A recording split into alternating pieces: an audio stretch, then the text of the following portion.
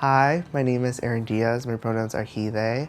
I'm a queer Mexican-American descendant from the Tlahuica and Cora people from Nayarit and Morelos, Mexico.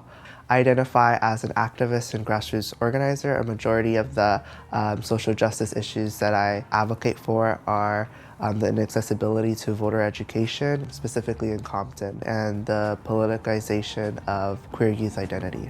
My neighborhood has been really instrumental in honing in my activism and who I am today and who I am right now speaking.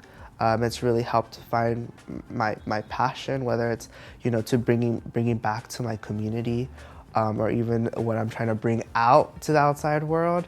And I'm specifically even my house. This is where we have meetings for Golden Street Block Club. This is where we inform the community. This is where we tell them to take action. This is where we tell them to talk. In Compton City meetings, it's a daring thing, and a lot of people don't want to do it. But if you don't, your voice won't be heard. So this is really an important place. It's a sacred place because this is where we have our monthly meetings.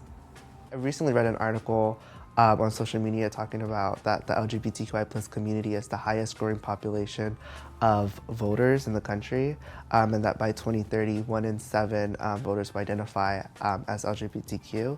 And for me, that gives me a huge amount of inspiration, hope that we are able to shape the future that we inhabit. I'm able to take this into spaces that I'm in and sparking and having conversations, but not only just leaving it there, also acting on those conversations. And so that really kind of inspired me in seeing the work and kind of being able to do the work and not necessarily sitting in the sidelines and watching things happen. I think my mother always told me to be an active participant in history, and that's something that I try to do. My family and friends would describe me as someone who is passionate, dedicated, and intentional. Intentional in the sense that whichever room I'm in or environment that I inhabit, that I always bring up and represent my communities, just because they have helped me get to where I am now. And also that I've always kind of made a commitment to my activist journey, that I'm always trying to give back to my community, never leave it behind.